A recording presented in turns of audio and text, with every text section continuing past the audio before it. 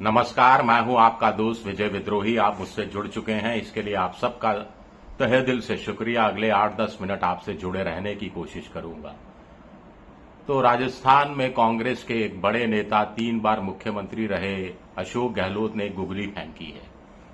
गहलोत की गुगली को डिकोड करना इतना आसान नहीं है, क्योंकि गहलोत खुद कह चुके हैं कि जो दिखता है राजनीति में वो होता नहीं है, जो होता है वो दिखता नहीं है। चलिए गहलोत साहब की गुगली को डिकोड करने की कोशिश करते हैं। तो इस गुगली के 2 हिस्से हैं, यानी उन्होंने जो एक बयान दिया है उसके 2 हिस्से हैं। एक राष्ट्रीय राजनीति उनके राष्ट्रीय अध्यक्ष से बनने से जुड़ा हुआ है और एक प्रदेश की राजनीति से जुड़ा हुआ है कि सचिन को कमान सौंपी जाएगी या नहीं सौंपी जाएगी, इशारे हैं इसके अंदर। और तीसरा एक छोटी सी बात अशोक गहलोत ने की है कि अब भी कुछ भला मेरा हो जाए तो आप लोग भला करना। ये बात वो मीडिया से कह रहे हैं।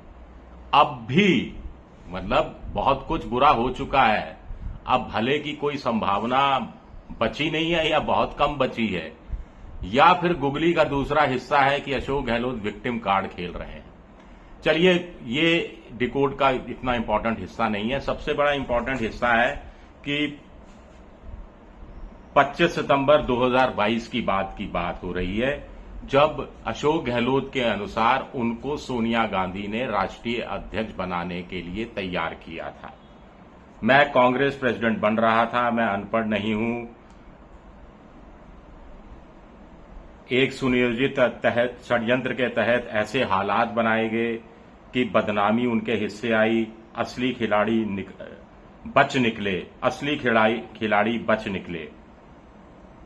आज पूरे मुल्क में धारणा है कि वो मुख्यमंत्री बने रहना चाहते थे, इसीलिए बगावत हुई, जबकि सच्चाई इसके उलट है। अचानक पर्यवेक्षक आ गए, अचानक तमाशा हो गया और बदनाम मैं हो गया। ये एक बड़ा षड्यंत्र था। इसको डिकोड करते हैं। बड़ा षड्यंत्र था तो बड़ा षड्यंत्र कौन रच रहा था? कुछ लोग कह रहे हैं सोनिया गांधी पर हमला कर दिया। ये बेहद सरलीकरण है, क्योंकि अगर सोनिया गांधी अशोक गहलोत को राष्ट्रीय अध्यक्ष बना रही थी तो फिर वो षड्यंत्र का हिस्सेदार कैसे हो सकती है? षड्यंत्रकारी टीम के साथ कैसे शामिल हो सकती है? और अगर सोनिया गांधी अशोक गहलोत को राष्ट्रीय अध्यक्ष नहीं बना रही थी तो अचानक पर्यवेक्षक भेजने की कोई मतलब ही नहीं था।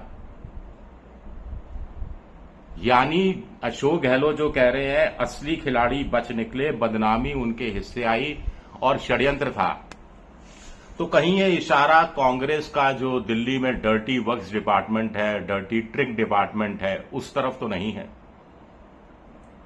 ये dirty work department, dirty trick department ऐसे लोगों का, ऐसे नेताओं का समूह है जो खुद का भला देखना चाहते हैं, सिर्फ खुद का भला हो। और अगर खुद का भला नहीं हो रहा तो किसी दूसरे का भला नहीं हो, भले ही उससे कांग्रेस का बुरा हो जाए। तो टांग खींचने वाला ये एक गिरोह है। इस गिरोह का खुलासा करना चाहिए था अशोक गहलोत को। जब इतनी बातें कह दी तो अगली किस्त के रूप में चीजें अधूरी क्यों छोड़ दी? असली खिलाड़ी बच निकले। अब असली खिलाड़ी जो थे, कौन थे जो नहीं चाहते थे कि अशोक गहलोत राष्ट्रीय अध्यक्ष बने?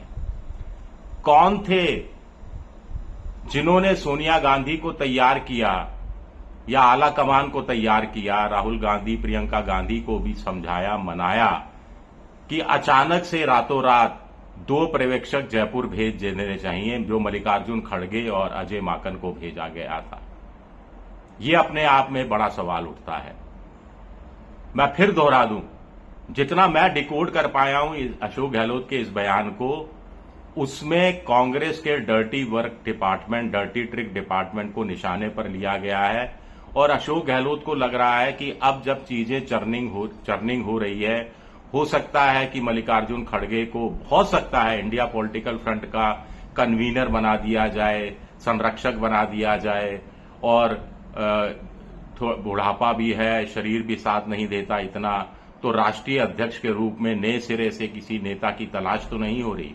वैसे मल्लिकार्जुन खड़गे का कार्यकाल तो अगले साल खत्म होना है। तो क्या अशोक गहलोत अब एक नए सिरे से अपनी संभावनाएं देख रहे हैं? ये एक बड़ा सवाल उठता है। दूसरा है सचिन पायलट को लेकर, प्रदेश की राजनीति को लेकर कि मैंने पायलट को मंत्री बनवाया और ये बात फिर आ गई कि उस समय 2022 सितंबर में जो घटनाक्रम हुआ था उसमें ये पायलट के अगेंस्ट हुआ था, आला कमान के अगेंस्ट में नहीं था, पायलट के अगेंस्ट में हुआ था, क्योंकि अशोक गहलोत ने कहा कि कोई नया मुख्यमंत्री का चेहरा सामने आता है तो 80% विधायक साथ चले जाते हैं, लेकिन पायलट के साथ कोई नहीं गया। तब अजय माकन और मल्लिकार्जुन खड़गे को विधायकों ने कह दिया था कि हम 100 में से किसी को मुख्यमंत्री बना दो, लेकिन पायलट को मुख्यमंत्री नहीं बनाओ। ये तमाम बातें अशोक गहलोत ने की है। अब इसको कैसे डिकोड किया जाए? अब इसके मेरे हिसाब से तो 2-3 मतलब निकलते हैं। हो सकता है मैं गलत हूं। या तो अशोक गहलोत को एहसास हो गया है कि सचिन पायलट अगले 1 महीने, 2 महीने, 3 महीने में प्रदेश अध्यक्ष बनने वाले हैं, या अशोक गहलोत को एहसास हो गया है, सूचना मिल गई है कि मामला टीकाराम जूली और जिस ढंग से डोटासरा की राहुल गांधी ने तारीफ की तो स्टेटस को कुछ समय तक बने रह सकता है। तो ऐसे में ये बयान जानबूझकर इस रूप में दिया गया कि एक खलल डाला जाए। अगर सचिन पायलट की ताजपोशी की तैयारी है तो आला कमान नए सिरे से सोचने के लिए मजबूर हो जाए और थोड़ा सा समय राजनीति में मिल जाए किसी बड़े नेता को, राजनीति के जादूगर को, तो बाजी पलटने में देर नहीं लगती। क्या ये एक संभावना बनती है? मुझे नहीं मालूम, मैं सिर्फ डिकोड करने की कोशिश कर रहा हूं।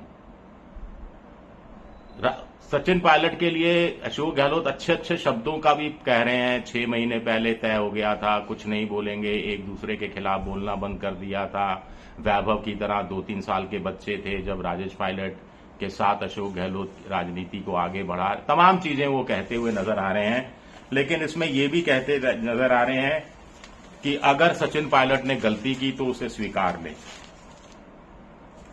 अब कोई नेता गलती करे और स्वीकार ले, ऐसा तो भारत की राजनीति में दुर्लभ होता है। कुछ लोग कह रहे हैं कि अशोक गहलोत का जो मन है अचानक कांग्रेस के प्रति समर्पण भाव इस रूप में उभर रहा है कि उन्हें महसूस हो रहा है कि राहुल गांधी के हाथ मजबूत किया जाना जरूरी है, और जो 90 के दशक में उन्होंने नारा दिया था भूलो और माफ करो, उसको वो नए सिरे से दोहराना चाहते हैं। कई बातें सामने आ रही हैं, लेकिन सबसे बड़ी बात टाइमिंग की है। ऐसे समय में ये जब बयान आया है, जब राहुल गांधी कांग्रेस की को राष्ट्रीय स्तर पर मजबूत करना चाहते हैं, वो इंडिया पॉलिटिकल फ्रंट को नई ताकत देना चाहते हैं, कॉकरोच जनता पार्टी एक अलग एक चुनौती पेश करती हुई नजर आ रही है, और प्रदेश की राजनीति में प्रदेश अध्यक्षों के बदलने की कवायद चल रही है। तो ऐसे में अशोक गहलोत का बयान यूं ही नहीं आया है। मुझे लगता है मैं भी ढंग से डिकोड नहीं कर पाया हूं। आखिर ये गुगली है। अब देखना पड़ेगा कि सचिन पायलट कोई गुगली के क्रिकेट की भाषा में बाउंसर उछालते हैं या गुगली को झेलने में कामयाब हो जाते हैं। और कांग्रेस का डर्टी वर्क डिपार्टमेंट क्या नए सिरे से अशोक गहलोत के पीछे पड़ता है, या यूं मानकर चला जाए? क्या मानकर चला जाए? डिकोड करना मुश्किल है। आप समझ रहे हैं मैं क्या कहना चाहता हूं। चलिए, शुक्रिया मेरा ये वीडियो देखने के लिए। पसंद आए तो लाइक कर दीजिए, सब्सक्राइब कर दीजिए, शेयर कर दीजिए। आप मेंबरशिप ड्राइव में भी जा सकते हैं। शुक्रिया, बहुत बहुत शुक्रिया।